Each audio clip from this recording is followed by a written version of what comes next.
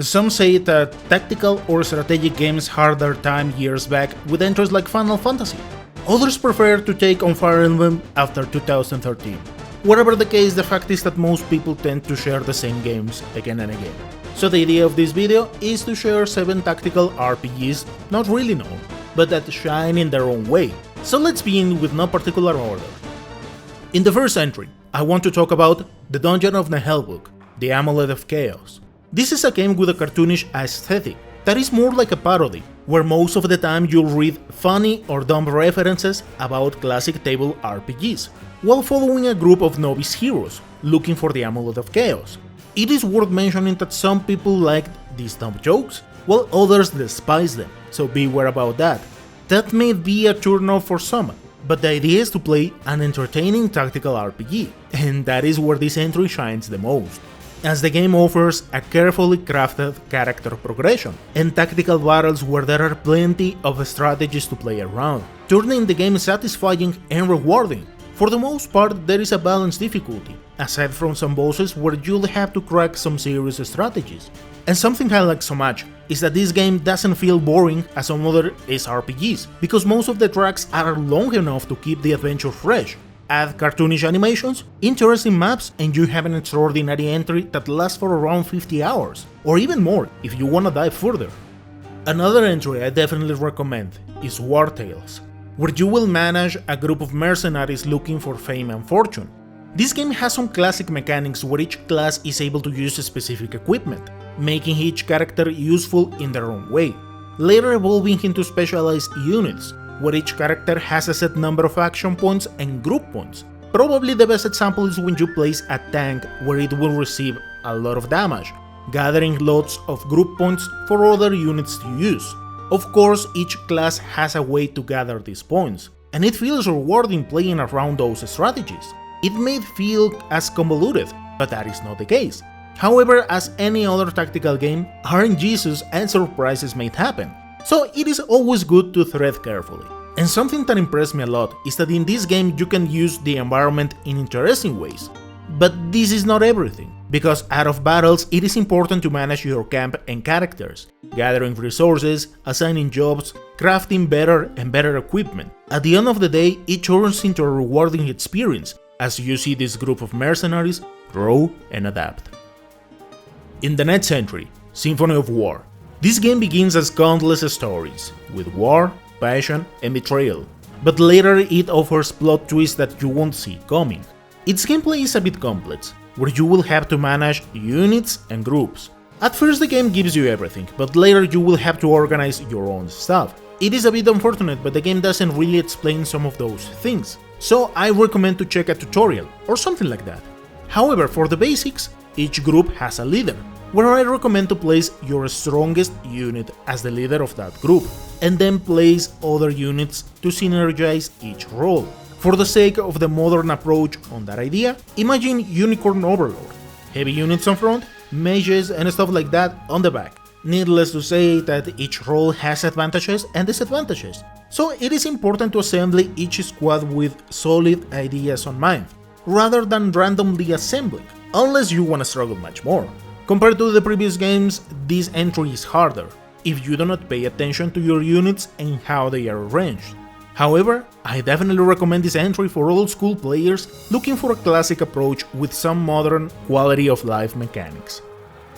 In the next entry, I want to talk about Psychonauts 2. It is a bit unfortunate that this game is only on Steam and in early access.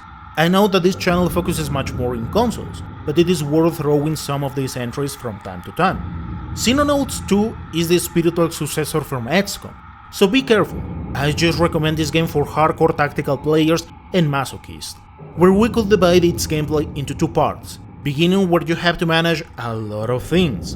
And as any great tactical game, this is the first big step, because every little detail has its consequences.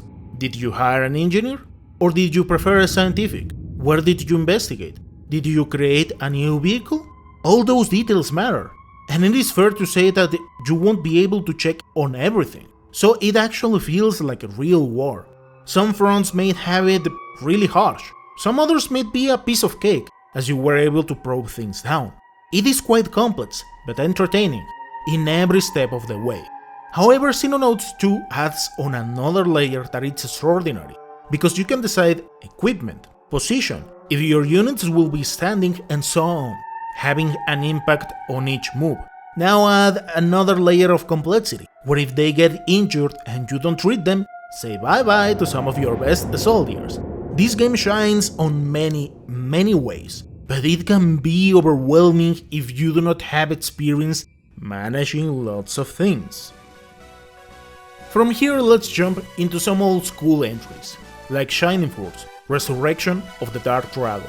While this is a remake, it is fair to mention that this game was a pioneer in lots of things we enjoy in strategic RPGs. Here we are going to follow Mats, in a tale to save his kingdom from darkness, and let's cut it here, because this game is much more oriented into its gameplay, rather than a story. It is okay for the most part. Along the journey you have the chance to recruit unique characters, where you can promote units at level 10 or 20. They get some adjustment in case you promote them early, but it is fair, as these promoted units are much more powerful. In this game we could say that every turn counts. Yep, it can get harsh, but we could say that there are no game overs, aside from losing some money along the way. So it is important to balance your group depending on the challenges, and exploit enemy weaknesses as best as possible. That of course if you don't want to grind a bit here and there. Let's follow with Onimusha Tactics, popular saga. However, this entry is quite unknown and probably misunderstood, as people miss the word tactics and that there is a spin-off. Here we follow Onimura, in a standard story where someone out there wants to dominate the world, so probably not that engaging. However, from the get-go I will say that this entry is for those looking for a good challenge, as it has some difficulty spikes and moments that may be frustrating. But don't worry, you'll be fine if you have some experience in tactical RPGs. Here it is easy to see that this game took several mechanics from Final Fantasy Tactics, where things like height matter, but it lacks on others as accuracy, with position and direction, while using some attacks and skills. This doesn't mean it is less interesting, it shines in its own way. For the classes, this game has some classic ideas from Onimusha, as samurais, gunners, ninjas, and so on, where they can equip on specific stuff, and under certain moments we can unleash some nasty attacks. And it is also possible to craft equipment. At first its gameplay is quite linear, but later you can jump into some other places to farm experience and items. This is not an amazing game, but decent / good, definitely. And last but not least, I want to talk once again about Drone Tactics. This one falls into the obscure realm. If you ask me, I have no idea why this game went that low under the radar, but it is definitely worth the time. It has a good story, where Yamato and Tsubasa are transported into another world, where huge insect drones live, and it is up to these children to save it from the Black Swarm. Probably not the best of beginnings, but it gets better down the line with an interesting cast of characters, where each drone has a specialty between physical, gunner, and artillery. Perhaps that is where I will say not that many choices, because if you try to change a physical unit into artillery, it is not worth it, so just focus on specializing each good attribute. While at first it is simple, as you progress its customization gets better and better, as you get lots of different units, so you can decide if you want to get into long range, gunners or physical, where there are many items with ups and downs. Some sacrifice movement for damage, some are weird but give extraordinary effects. Choose between physical damage or let's say magic damage with lasers. Turn artillery units into the most broken glass cannons, or decide among other possible ideas. There is a good level of customization between the three possible choices I mentioned. However, the detail I like the most is once you have the chance to use cards and build a deck, so you can deploy barriers, teleport, deal more damage, or defend yourself from attacks. If you play it in the DS, just get a nice screen protection, because some minigames are a bit on the rough side, but they are extraordinary to play around, like fast tapping the screen, avoid getting hit, something like a ping pong, and so on. Drone Tactics is obscure and not even rated, but definitely recommended. I hope you found this video informative.